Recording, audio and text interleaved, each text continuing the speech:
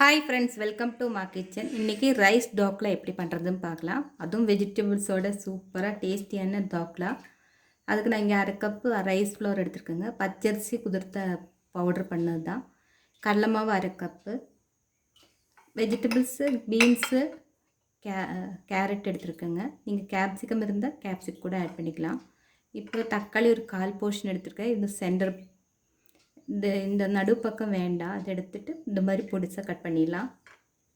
அரைச்சி சேர்த்துறதுக்காக இஞ்சி, ஒரு பச்சை மிளகாய் எடுத்துருக்குறேன், 1/4 டீஸ்பூன் ஜீரகம், 1/2 டீஸ்பூன் மஞ்சத்தூள், தேவையான அளவு உப்பு, 1 டீஸ்பூன் அளவுக்கு கீ வேணும், இல்லைன்னா ஆயிலு, அப்புறம் ஈனோ வேணும், அப்புறம் தயிர் 1/2 கப்பு வேணுங்க. நான் இங்கே 1/2 கப்பு தயிர் எடுத்து வச்சுருக்கிறேன். இப்போ ஃபஸ்ட்டு இதை நான் அரைச்சிட்டு வந்துடுறேன். இப்போ நம்ம மிக்ஸ் பண்ண ஆரம்பிச்சிடலாம். ஃபஸ்ட்டு தயிர் ஆட் பண்ணிக்கலாம். தயிர் நல்லா உடச்சிருங்க.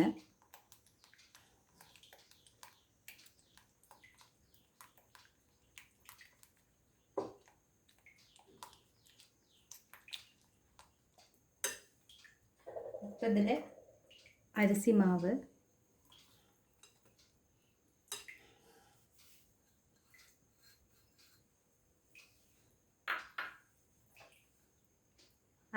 அரை கப்பு கடலை மாவு,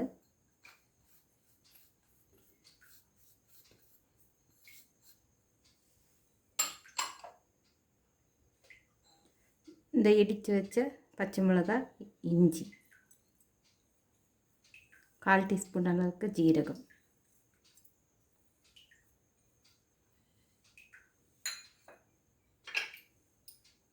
பொடிசாக கட் பண்ண தக்காளி,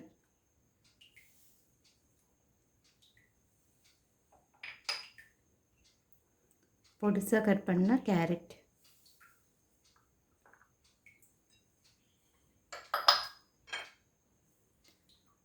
குட்டி குட்டியாக கட் பண்ண பீன்ஸ்,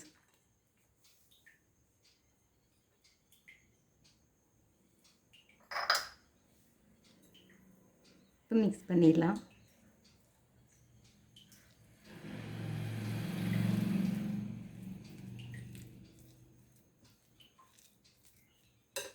இதில் தேவையான அளவு தண்ணி ஊற்றிடலாம்.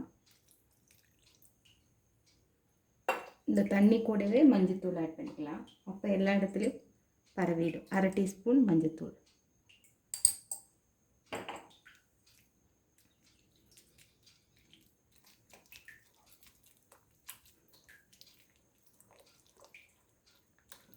இப்போ தேவையான அளவு உப்பு ஆட் பண்ணிக்கலாம்.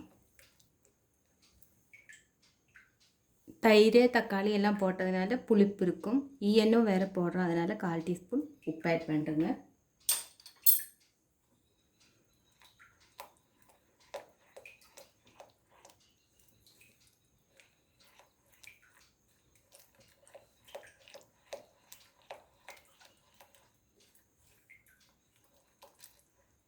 இந்த கன்சிஸ்டன்சி போதும்.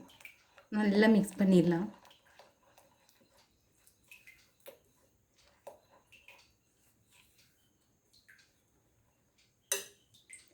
பாருங்கள், இந்த ஒரு கிண்ணத்தில் 1/2 கிண்ணம் தான் ஊற்றிருக்குறேன். தண்ணி பார்த்து ஊற்றிடுங்க, ரொம்ப ஊற்ற வேண்டாம். இது கரெக்டாக இருக்கும். இப்போ இது ஒரு 10 நிமிஷம் மூடி வச்சுக்கலாம்.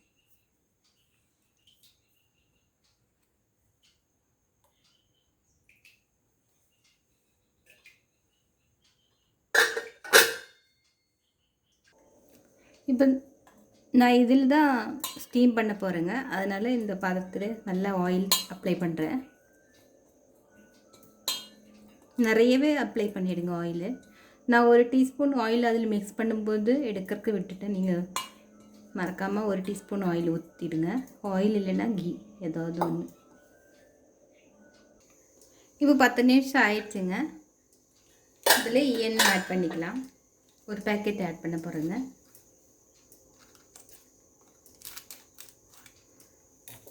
நீங்கள் பேக்கிங் சோடா எதுவும் போட வேண்டாம், இது மட்டும் போதும்.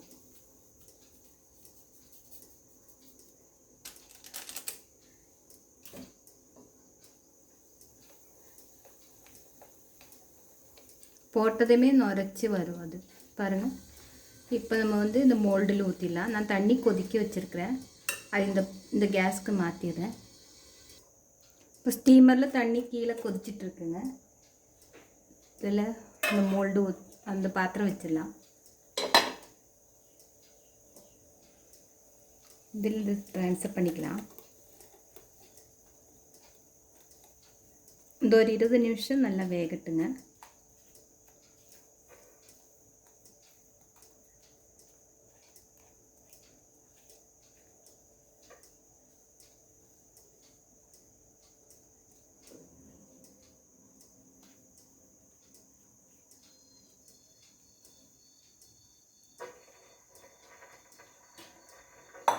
ஏதாவது சட்னி சாஸு உங்களுக்கு பிடிச்ச மாதிரி பண்ணி சைட் டிஷ்ஷாக வச்சு சாப்பிட்லாம். ரொம்ப ஹெல்த்தியான டிஷ்ஷு. இப்போது 25 நிமிஷம் ஆகிடுச்சுங்க. 20 நிமிஷத்துக்கு பார்த்தேன் வேகலை. 25 நிமிஷம் ஆயிடுச்சு. ஓப்பன் பண்ணி பார்க்கலாம்.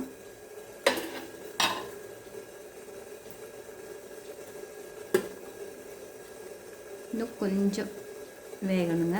ஒரு அரை மணி நேரம் பிடிக்குன்னு நினைக்கிறேன். ஒரு 5 நிமிஷம் கூட வச்சிடலாம். இப்போ 5 நிமிஷம் கூட ஆயிடுச்சுங்க. கரெக்டாக அரை மணி நேரம் ஆயிடுச்சு. பார்க்கலாம். பாருங்கள், இது சூடாக இருந்தால் கொஞ்சம் ஒட்டுற மாதிரி இருக்கும். இது ஆறுனா சரியாயிடும். இப்போ இதை அடுப்பை ஆஃப் பண்ணிடலாம். ஓரமெல்லாம் விட்டு வர ஆரம்பிச்சிருக்கு. ஆறுன பிறகு கட் பண்ணிவிட்டு உங்களுக்கு சர்வ் பண்ணிவிட்டு காமிக்கிறேங்க. இப்போ இது கொஞ்சம் ஆறு இருக்குங்க. பாருங்கள், ஓரமெல்லாம் விட்டு வர ஆரம்பிச்சிருக்கு. டிமோல்ட் பண்ணிடலாம்.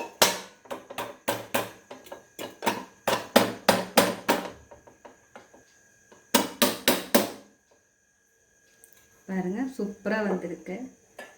பார்க்குறதுக்கே நல்லா இருக்கு பாருங்கள். இப்போ நம்மளுக்கு என்ன ஷேப்பு வேணுமோ கட் பண்ணிவிட்டு எடுத்துடலாம். சூடாக இருக்குது பாருங்கள். இதுலேருந்து ஆவி பறக்கிறது உங்களுக்கு தெரியும்னு நினைக்கிறேன். கீழே வந்து சூடாக இருக்குது, மேலே ஆறிடுச்சு. இப்போ கட் பண்ணிடலாம். நல்லா சாஃப்டாக இருக்குங்க. மெதுவாக கட் பண்ணுங்க.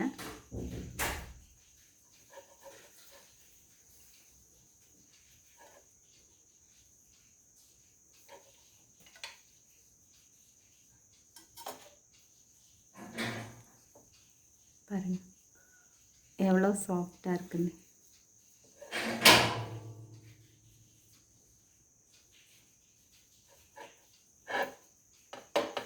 நல்ல ஹெல்த்தியான ரெசிபி இது.